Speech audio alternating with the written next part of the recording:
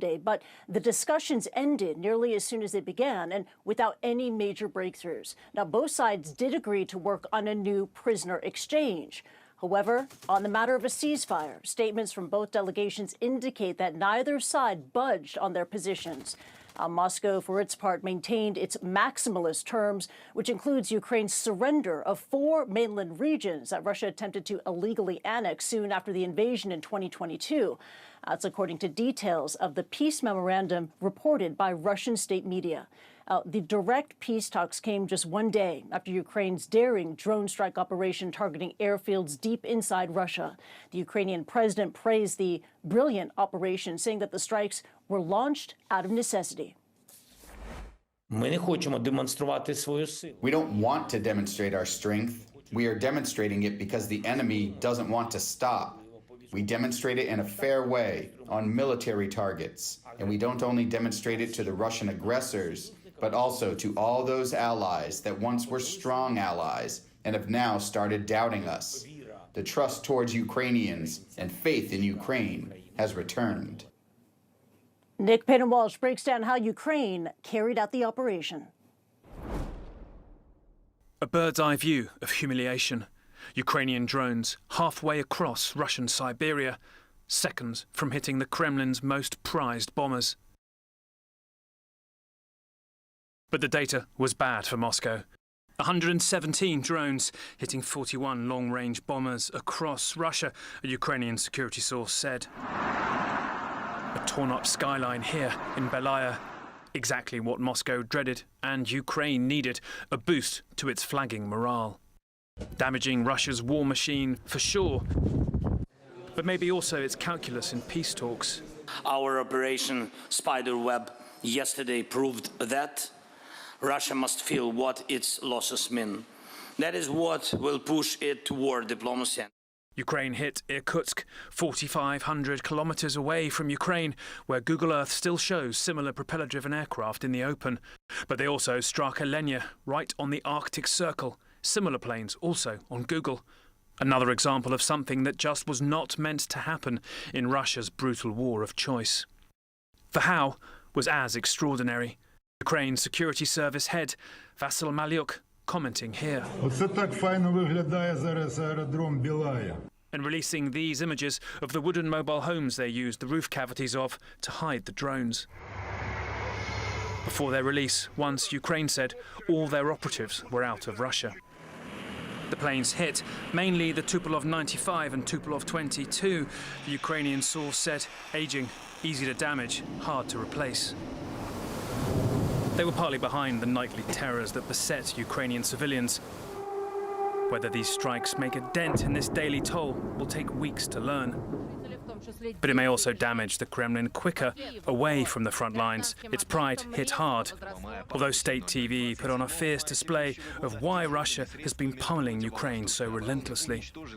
It may also, too, change its thinking, perhaps towards peace talks that continued Monday in Istanbul. And of how long Russia can sustain this war if Ukraine keeps throwing painful surprises its way. Nick Paton Walsh, CNN, London. Here now is military analyst, retired Colonel Cedric Leighton. Cedric, just your reaction when you heard, this is estimates of some $7 billion in unrecoverable damage to these Tupolev bombers that predate Russian independence. This was really the Soviet aircraft that were targeted. Ukraine says as many as 40. That number may be in question, but Russia didn't have more than 100. And the significance here is that these were capable of carrying out long-range ballistic missile attacks into Ukraine. How big of a setback is this for Russia? Well, this could be a huge setback for Russia, Bianna, and one of the key things about this is that the mechanisms that, we'll call them mechanisms for a second here, these aircraft that the Ukrainians hit, the Tupolev 95 and 22 aircraft, they are not only the aircraft that were used to attack Ukraine using cruise missiles, but they're also part of the nuclear deterrent that the Soviet Union and then Russia created. period, not only for the Cold War, but in the post-Cold War period. And that's a significant thing because basically what the Ukrainians have done is taken out probably about a third or so of those aircraft from the Russian inventory, and that makes it very hard for the Russians to continue to prosecute the war like they did. The one other thing that they did was they took out an A-50, which is a so-called mainstay aircraft. That's an AWACS-like aircraft. That means command and control. So now command and control is much more difficult for the Russians to exercise while they attack Ukrainian targets. So this is a very significant development. You know that it took about 18 months to plan, and the Lieutenant General, who's head of Ukraine's main security and intelligence agency, the SBU, said that these were ordered specifically from President Zelensky. And in addition to the task of smuggling the drones into the country, they followed later by small wooden mobile cabins, people familiar with the planning said, and then the drones were concealed underneath these cabins where the roofs ultimately retracted after months of just sitting there. And we've seen some of the video of these drones then flying out and striking these air facilities throughout Russia. And, you know, it's important to highlight the size and scale of Russia and where these aircraft were located. The impact that has now in terms of how safe and secure the Russian Air Force and the Russian military in general feels about where they store their military equipment. Yeah, this is a significant vulnerability. The Russians clearly thought that they were going to be safe, especially in Siberia, although there have been some indications that other air bases that the Russians have, ones closer to Ukraine, were much more vulnerable to Ukrainian attacks, and that's kind of obvious from a geographic standpoint.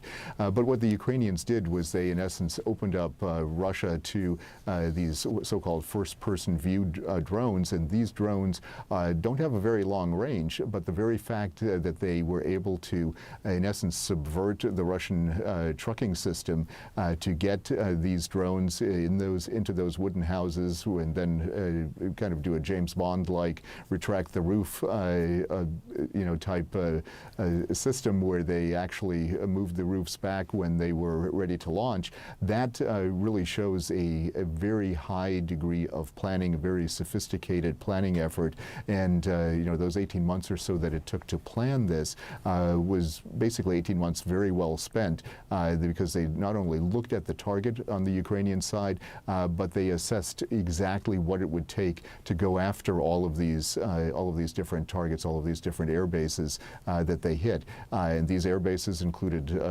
places in Siberia like we're seeing here, and then also places as far north as the Murmansk region on the Kola Peninsula in northern Russia above the Arctic Circle.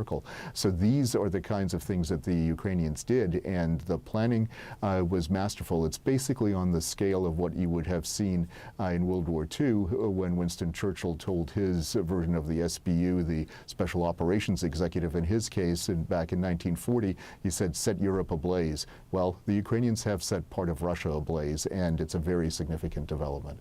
Yeah, I can't help but think of President Zelensky now in the Oval Office, going back to that disastrous meeting in February when President Trump and J.D. Vance famously, said to him, "You don't have the cards," and knowing that he had at least this card up his sleeve and had been in the works for months. Could any of this happen, in your view, without the aid of U.S. intelligence? Yes, it could have. I mean, there are certain things that the Ukrainians certainly benefited from when it comes to U.S. intelligence. But the fact is that there's satellite imagery available through private open sources such as Maxar technologies, so they don't necessarily need the U.S. to do this. They could have also gotten some intelligence from the Europeans.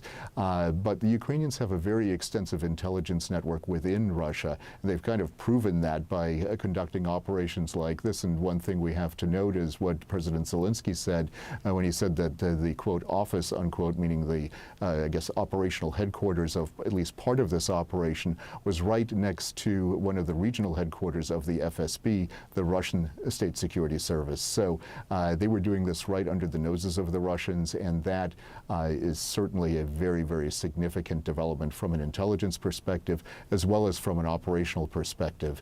Now it will, of course, depend on how long strong the effects are. You know, this might not be as long-lasting a thing as the Ukrainians would like, but I think the effects are certainly there psychologically, kind of like the Doolittle raid, you know, to use another World War II Right. analogy, where we, you know, attacked the Japanese and did it off of air